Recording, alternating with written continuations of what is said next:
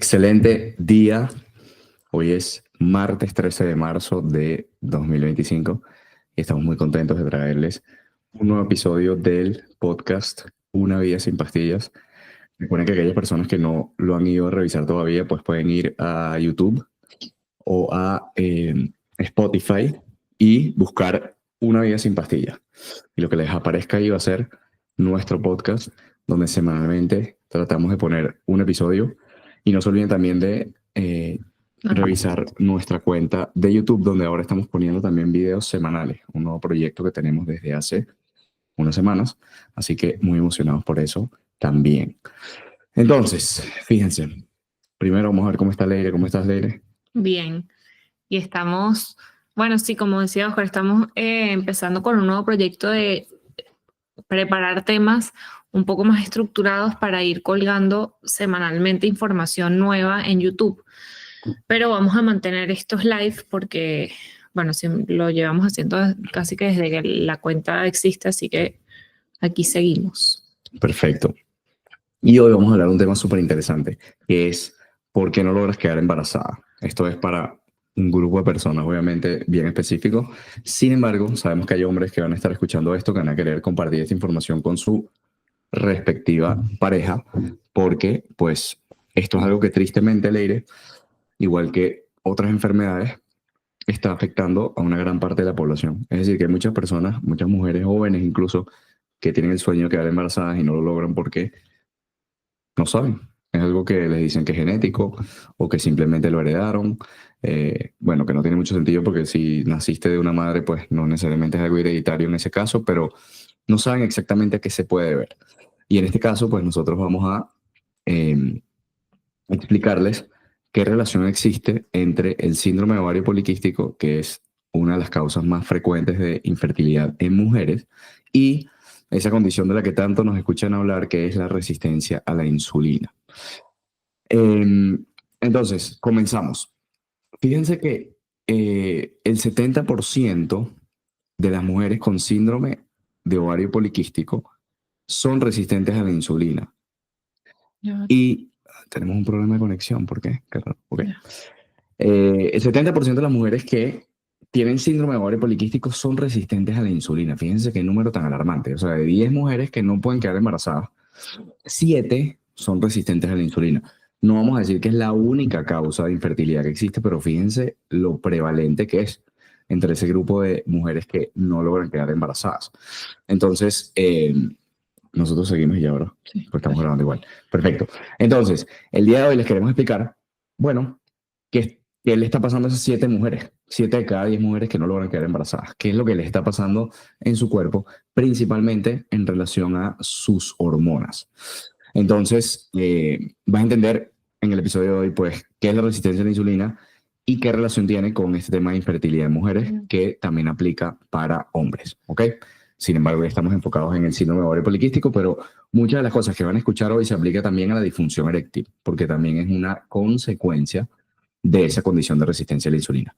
Leire, cuéntanos. Y no solamente el vínculo entre la resistencia a la insulina y el síndrome de ovario poliquístico tiene tiene relación con la fertilidad. No solamente afecta a la fertilidad, sino que también, si esto se mantiene a largo plazo, que es la resistencia a la insulina, se puede manifestar con otros problemas. Entonces, si no haces algo al respecto, y uno de los primeros síntomas podría ser problemas en la fertilidad, podrías terminar en unas décadas, unos años, con un diagnóstico de diabetes, de hipertensión, de hígado graso, de sobrepeso. Eso es bien importante. Y lo primero que siempre hablamos de la resistencia a la insulina y a veces suena un poco repetitivo, lo que pasa es que es la raíz que es común a muchísimas enfermedades y a muchísimos síntomas y se puede atacar, o sea, se puede revertir. Entonces, es súper importante entender de dónde viene, por ejemplo, este diagnóstico del síndrome de ovario poliquístico, porque si lo entiendes desde que es una consecuencia de la resistencia a la insulina, lo puedes solucionar cambiando ciertas cosas en tu estilo de vida.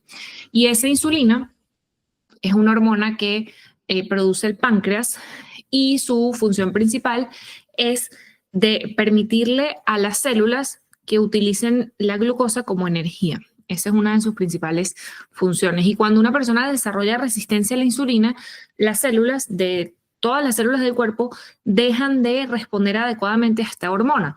¿Y qué hace el páncreas? ¿Cuál es su respuesta natural? Bueno, producir más insulina para vencer esa resistencia y para compensar que no está funcionando bien, produzco más insulina para lograr que mis células utilicen esa glucosa como energía.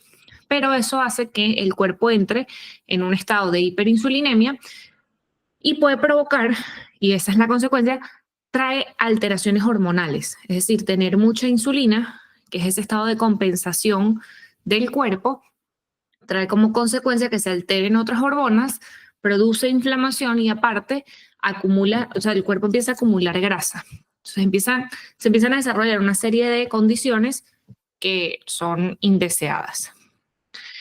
Y una persona, como les decía, una persona que es resistente a la insulina, obliga a su páncreas a producir mucha insulina. Es una bomba de tiempo que de repente se empieza a manifestar como un problema de infertilidad, pero que si lo dejas progresar con el tiempo se puede volver también en problemas metabólicos como la diabetes, la hipertensión, el hígado graso. ¿Y qué pasa? Oscar, no sé si quieres comentar algo aquí, pero eso es la parte de qué es la resistencia a la insulina. Y antes de enlazarlo con el tema de los ovarios, no sé si quieres dar tu explicación, que es mucho más sencilla, de la resistencia a la insulina. Claro, es básicamente cuando nosotros le pedimos al páncreas que produzca más insulina de la que nuestro cuerpo necesita. Imagínate que hay una cantidad normal y justa de insulina. Tiene que haber porque la necesitamos. De hecho, una persona que no la produce tiene que inyectársela. Entonces, imagínense que nosotros le pedimos al páncreas que produzca más de la que necesitamos. Imagínate que tú necesitas, esto es cualquier cosa, pero tú necesitas al día 1 litro de insulina. No es el número, pero para que sea súper fácil de entender. Pero resulta que yo llevo un estilo de vida, unos hábitos, principalmente de alimentación, que exigen a mi páncreas producir 2 litros de insulina. Porque es que el tipo tiene que apagar fuego. Todos los fuegos que yo estoy produciendo, cada vez que como, cada vez que hago cosas que mi cuerpo no necesita, pero que me enseñaron que tengo que hacer, mi páncreas tiene que salir como un bombero y apagar esos fuegos. ¿Y cómo lo hace? Produciendo más insulina. Entonces, básicamente, a nivel clínico, se ignora eso como un problema. Entonces, fíjense, ni siquiera medimos la insulina a nivel clínico. No sabemos en cuánto está nuestra insulina. Pero te garantizo que si tienes un problema metabólico, como la diabetes, la hipertensión, el hígado graso, el síndrome de ovario poliquístico, la disfunción eréctil, tienes un problema de insulina alta, pero no te la miden. Entonces tú dices, pero oye, ¿cómo es posible que algo tan importante que puede estar influyendo tanto sobre mi salud ni siquiera me lo midan? No te lo miden. Entonces tú tienes que salir y hacerlo. Tienes que ir a un laboratorio y medir tu insulina. ¿Cuánto está la hormona insulina? ¿Cuánta insulina está produciendo mi páncreas para saber si están los niveles que yo necesito y no los que yo estoy forzando a mi páncreas a producir? Entonces, ¿qué pasa?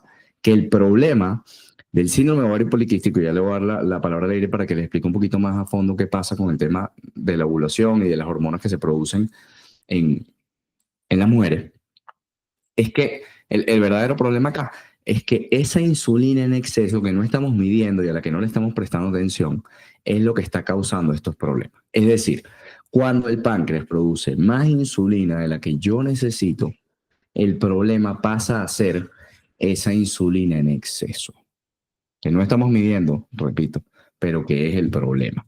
Entonces, eso genera un desorden hormonal. ¿Por qué lo decimos así, desorden hormonal? Bueno, porque si hay una hormona tan importante como la insulina y yo le estoy pidiendo al páncreas que produzca más de la que yo necesito, eso empieza a generar desórdenes, lógicamente. A ver, si tú en tu casa, pues le pides a tu hijo que ordene la casa, que ordene su habitación y él lo que hace es desordenarla todo el tiempo y no tiene las cosas en su lugar, ¿qué va a pasar? Vas a colapsar, lo vas a regañar, lo vas a castigar, digamos, va a haber un desorden en tu casa. Tan sencillo como eso. Pasa exactamente lo mismo dentro de tu cuerpo. Se empiezan a desordenar las cosas porque resulta que el páncreas está pidiéndote a gritos que dejes de llevar ese estilo de vida, pero tú lo ignoras, tú lo sigues llevando. No porque tú seas masoquista, sino porque probablemente te dijeron que eso está bien. Te dijeron que comer 7 veces al día es normal, que tienes que hacer no sé cuántas meriendas, que tienes que hacer postres con harina de almendra en vez de harina de trigo, todas esas cosas que te han ido enseñando a lo largo de estos años.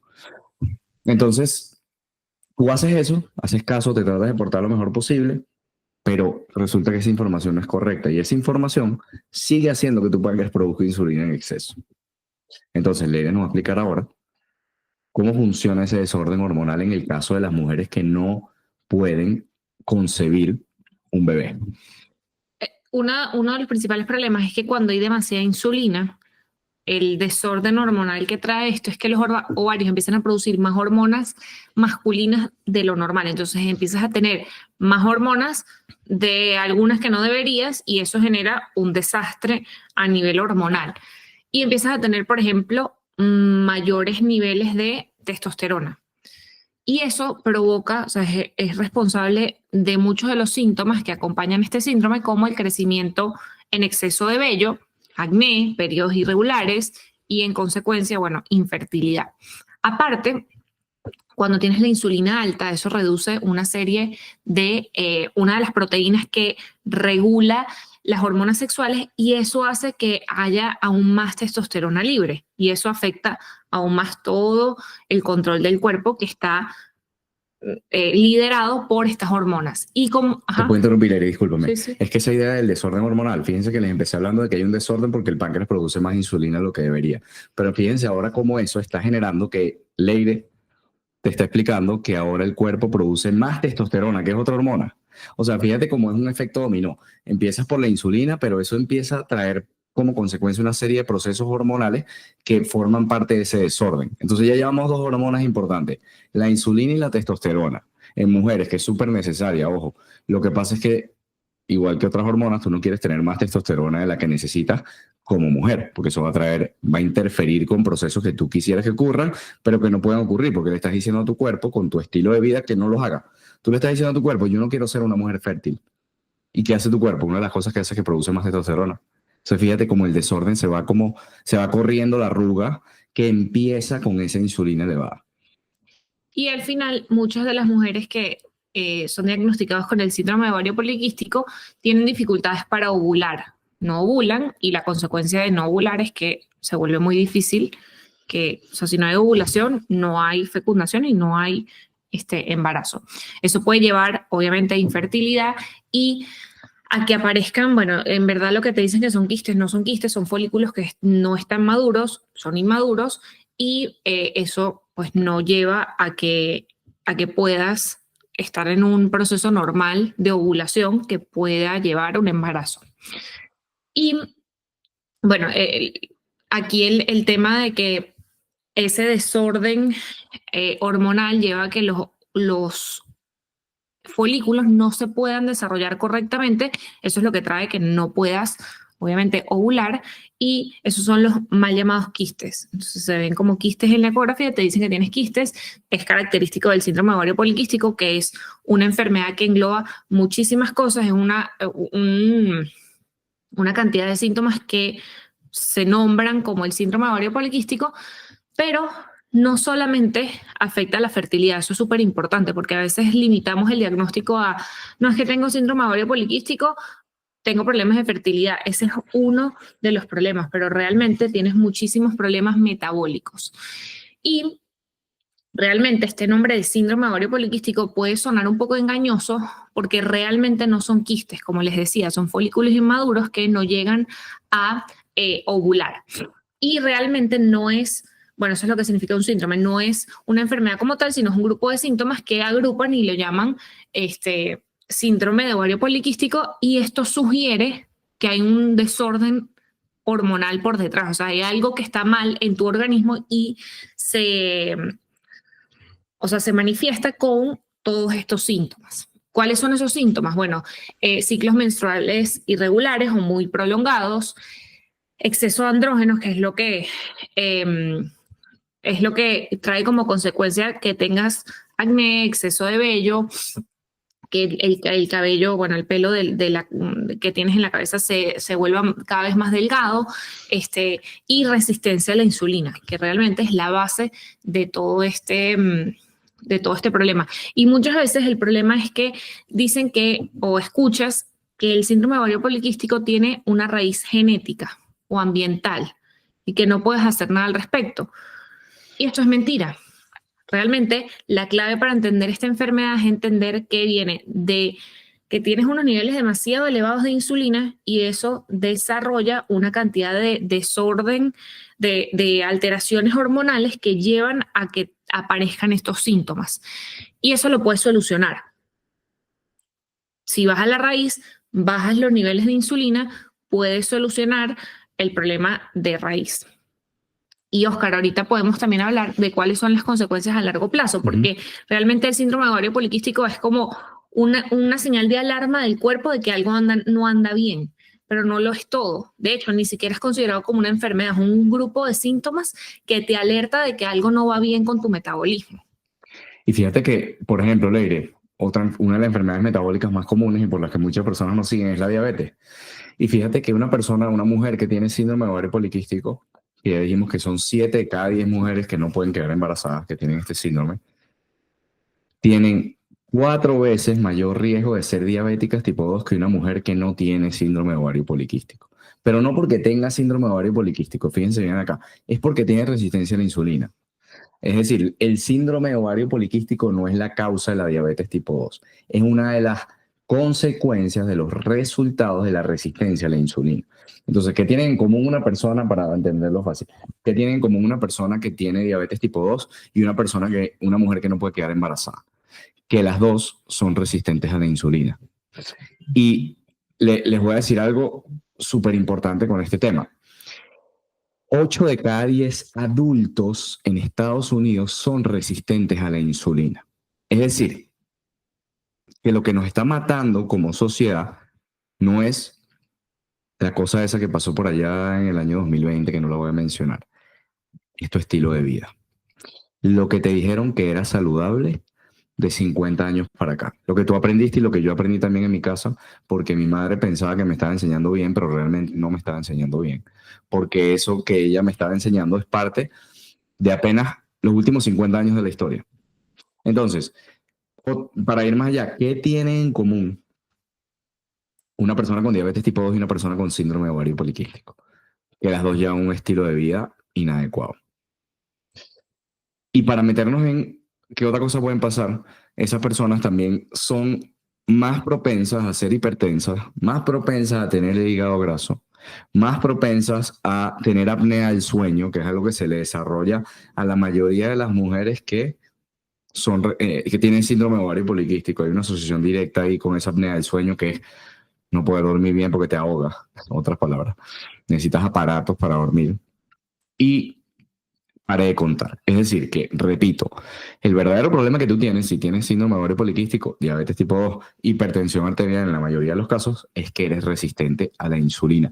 Y hasta que no ataques esa condición, hasta que no tapes ese hueco por donde se está botando el aceite, no importa cuánto aceite le eches al carro, porque tienes un hueco que tienes que tapar. Ahora, ¿cómo se tapa el aire? Se tapa con el estilo de vida. Y antes de pasar a qué podemos hacer para llevar un estilo de vida mejor, que no es difícil, lo que pasa es que tienes que tener más ganas de curarte que de seguir enfermo, pero en realidad no es difícil, es algo bastante simple, pues nos puedes contar qué signos o síntomas tienen aquellas personas que sufren de resistencia a la insulina, porque de repente hay alguien acá que nos está escuchando que ha intentado, el otro día nos contactó unos amigos de Caracas y nos dijeron que su esposa ya había intentado 4 veces quedar embarazada y no ha podido. Entonces fíjate que puede haber mujeres así que no necesariamente las han diagnosticado con el síndrome de ovario poliquístico, pero que ya están empezando a decir, oye, pero ¿qué pasa si yo estoy en plena edad fértil y no estoy logrando quedar embarazada? ¿Qué es lo que puede estar pasando acá? Entonces, para esas personas le vamos a dar una lista de síntomas que la mayoría de veces se asocian directamente con que tienes resistencia a la insulina.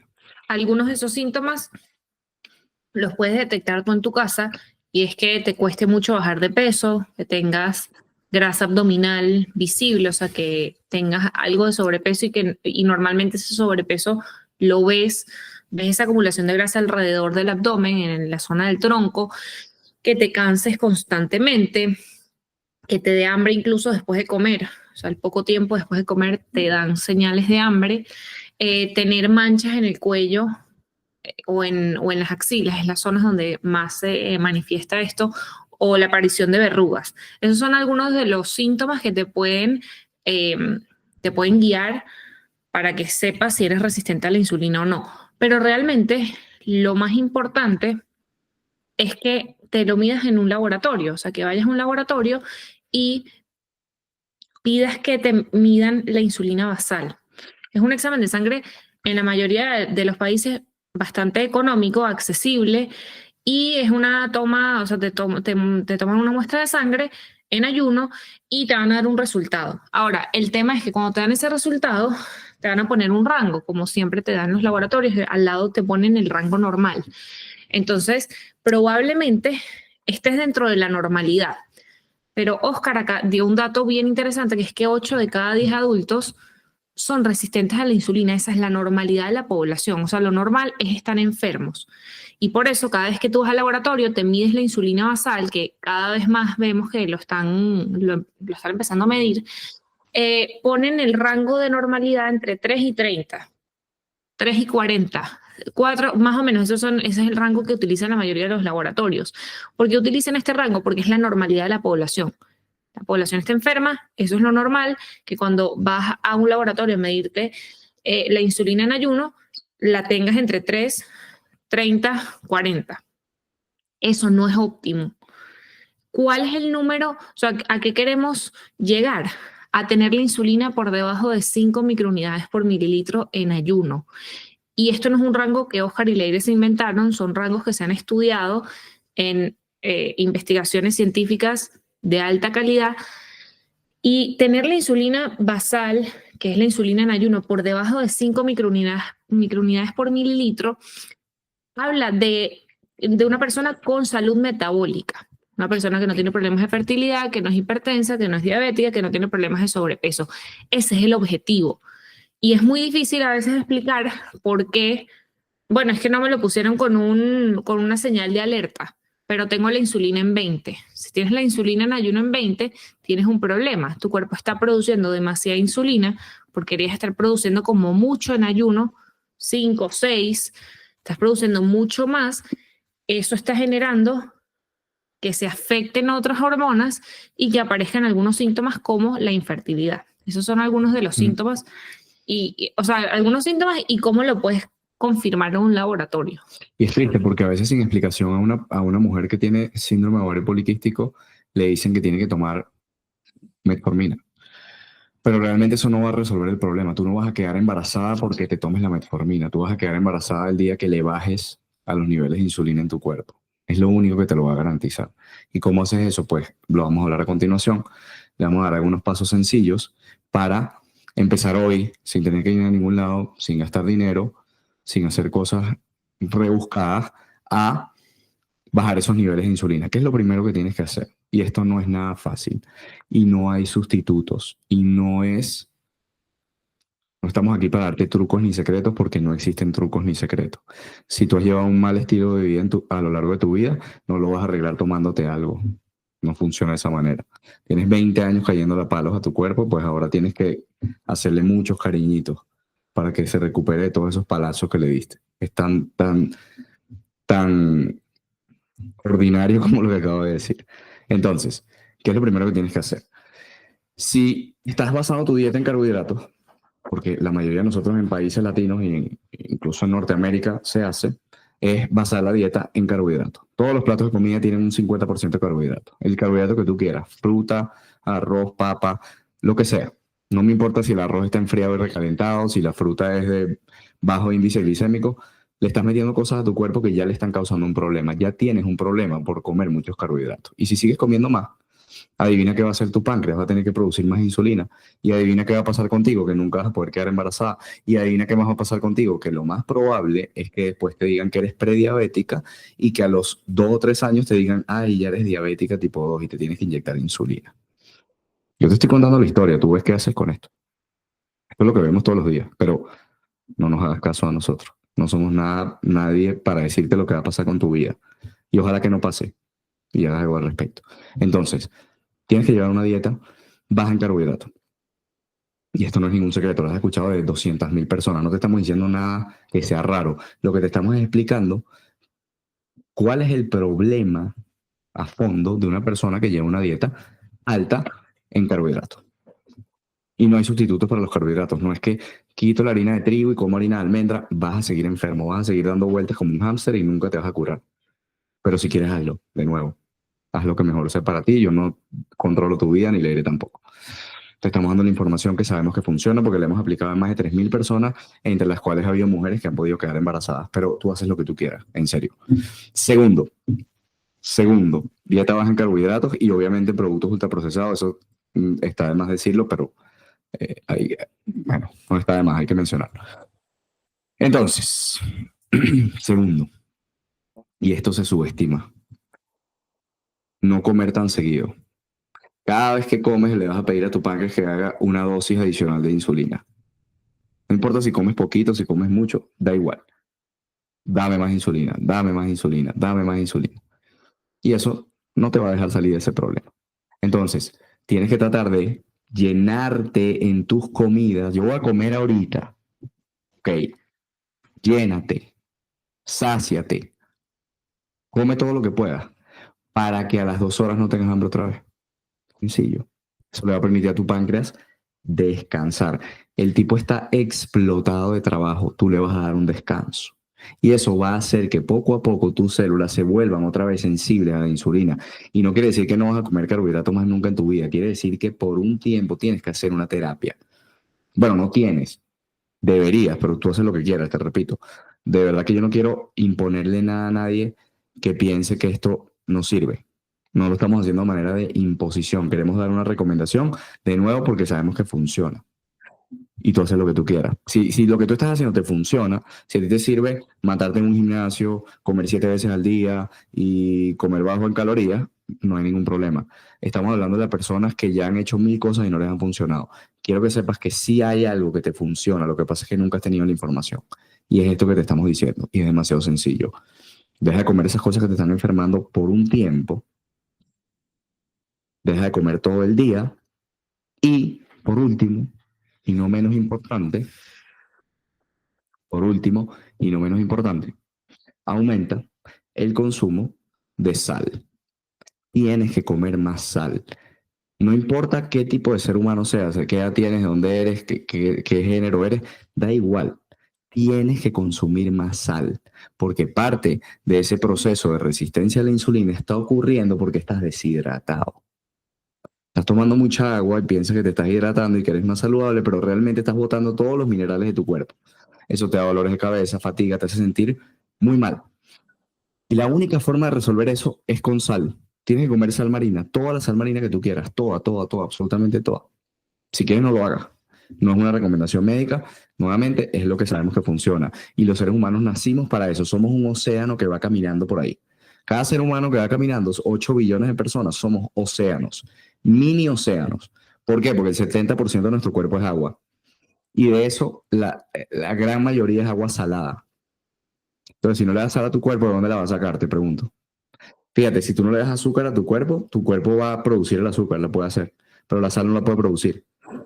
Entonces, es un nutriente esencial que si no comes suficiente, vas a seguir enfermo. Y fíjate que no tiene que ver, no voy a ahondar en esto porque hemos hecho otros episodios al respecto, pero no tienes que tenerle miedo a la sal si tienes hipertensión, porque fíjate que mientras menos sal comes, más hipertenso eres. Tu hipertensión no mejora. Entonces, no es la sal, son otras cosas que te las acabo de decir ahorita. Eso que te acabo de decir antes, los 2 puntos anteriores, esa es la respuesta a tu pregunta de por qué soy hipertenso. No es por tu padre, no es por genética, no es por tu tío, no es porque lo que pasó en el 2020, que todos nos encerramos en nuestra casa. No. Es porque no has querido ser responsable de tu estilo de vida. Y tú decides si lo haces o no. Porque, y para cerrar, Leire, sé que quieres decir algunas cosas. Si tú no te haces a cargo ahorita de tu estilo de vida, se va a tener que hacer cargo de ti, tu familia, cuando estés en una cama. Eso pasa todos los días. Y tienes algún familiar que esté en una cama. Todos lo tenemos, lo he tenido varios. Sabes que no te estoy diciendo mentiras, ni te estoy diciendo un cuento de vaqueros. Es lo que pasa. O te haces cargo de tu estilo de vida a los 40, 50 o 60 años, o alguien se va a tener que hacer cargo de ti a los 70. Y te van a tener que llevar al baño porque ni siquiera te vas a poder sentar en una poseta. Te van a tener que limpiar en una poseta. Y perdóneme que lo diga de esa manera. O no vas a poder caminar porque tienes los dedos amputados. O no ves porque perdiste un ojo. Vayan a un hospital y vean lo que está pasando. A una clínica. Esto pasa a diario en cantidades industriales. Entonces, Repito, no somos los mejores, no somos los únicos que decimos esto, simplemente estamos convencidos de que hemos puesto en orden toda esta información que te estamos dando y te la estamos dando como un manual. Estamos entregando instrucciones claras que te van a funcionar, tengas la condición que tengas. Tan sencillo como eso. Leire, perdón, a veces me extiendo, me inspiro, no sé si me vuelvo loco. Lo que yo digo no es de Leire, no le atribuyan a Leire mis palabras, son mías, así que ella no tiene la culpa de las cosas inapropiadas que pueda decir, pero es que las digo porque me duele mucho lo que vemos. Me duele mucho las personas que llegan a nosotros, la situación en la que muchos de ellos se encuentran. No, bueno, la conclusión, yo creo que es importante entender que estas recomendaciones que Oscar acaba de dar no son mágicas. Y la idea no es que si tú haces esas 3 cosas que Oscar dijo, vas a quedar embarazada en el tema de la fertilidad, sino que eso te va a ayudar a disminuir e incluso llegar a eliminar esa resistencia a la insulina y vas a ver cómo tu salud mejora no solamente en la fertilidad, no solamente te va a mejorar el acné, vas a dejar de tener quistes en los ovarios, sino que tu salud va a mejorar y vas a evitar llegar a los 60 años y tener diabetes, hipertensión, sobrepeso, hígado graso, porque esa es la normalidad de la población hoy en día. Y las cifras son alarmantes. Solamente el 12% de la población americana tiene salud metabólica, incluso en personas delgadas, porque a veces pensamos que las personas que físicamente se ven delgadas están bien, y no es así. Hay muchas que sí, pero realmente eso no es un indicador para decir que una persona está saludable. El indicador para saber si está saludable metabólicamente es medirte la insulina. Y estaba leyendo también que hay personas que dicen que se miden o sea, que calculan el índice OMA. Está bien, es otro indicador, pero se ha confirmado y hay muchísimos estudios al respecto de que tienes que medir tu insulina basal. Y es uno de los valores más fáciles de interpretar y que no mienten. Entonces, para aquellas personas que creen que puedan tener resistencia a la insulina porque se sienten identificados con las cosas que mencionamos aquí, mídanse este valor, porque es súper importante que lo tengas por debajo de 5 y vas a ver cómo tu salud va mejorando en la medida de que ese valor se acerca al valor ideal. Y esto lo puedes lograr, como Oscar dijo, hay mucha información, no somos los únicos que hablamos de estos temas. Cada vez hay más personas que hablan de esto, de cómo mejorar tu alimentación para mejorar tu metabolismo, pero nosotros nos dedicamos a ayudar a las personas a través de un programa que dura 4 semanas. No damos consultas, antes lo hacíamos hace ya varios años, pero realmente nos dimos cuenta en algún punto que cuando tú tienes una consulta con una persona y estás hablando 40, 50, 60 minutos, incluso 1 hora y media, porque pasamos también por diferentes etapas, no es suficiente para ayudar a una persona a cambiar su estilo de vida. Probablemente le puedas explicar muchas cosas en 1 hora, hora y media, pero no vas a hacerle ni el seguimiento que esa persona necesita, ni le vas a dar todas las herramientas que necesitan. Y por eso evolucionamos a, ¿cómo lo digo? A nosotros dar el único servicio que nosotros prestamos es un programa de 4 semanas, donde acompañamos a las personas durante esas 4 semanas y no es que tienes una consulta semanal, no se trata de eso. Primero que nada es un programa grupal, eso es súper importante, pero también tiene un componente individual y es lo que nos ha dado los mejores resultados en todos estos años que hemos ayudado a más de 3.200 personas a vivir sin pastillas. Si quieren más información, pues pueden ir a sinpastillas.com y hay un entrenamiento. ¿Cuál es la idea con ese entrenamiento? Que tú lo veas y si es algo con lo que te identificas, puedas optar a estar en nuestro programa. No cualquier persona puede estar en nuestro programa porque nosotros no podemos ayudar a cualquier persona. No hacemos milagros, tenemos en cuenta cuáles son nuestras limitaciones. Solamente... Te voy a decir algo con eso. Por ejemplo, nosotros no podemos ayudar a una persona que quiere quedar embarazada, no es nuestra especialidad. A pesar de que hoy estemos hablando de ese tema, no es nuestra especialidad. Nosotros ayudamos a personas que tienen hipertensión, diabetes tipo 2, sobrepeso y hígado graso. A eliminarlo, porque esa es otra diferencia. Hay personas que te hablan por ahí de controlarlo, esas cosas no se controlan, porque si no, no tuvieras 20 años con ellas, o 10, o 15, sino que ya ni te acordarías que las tienes.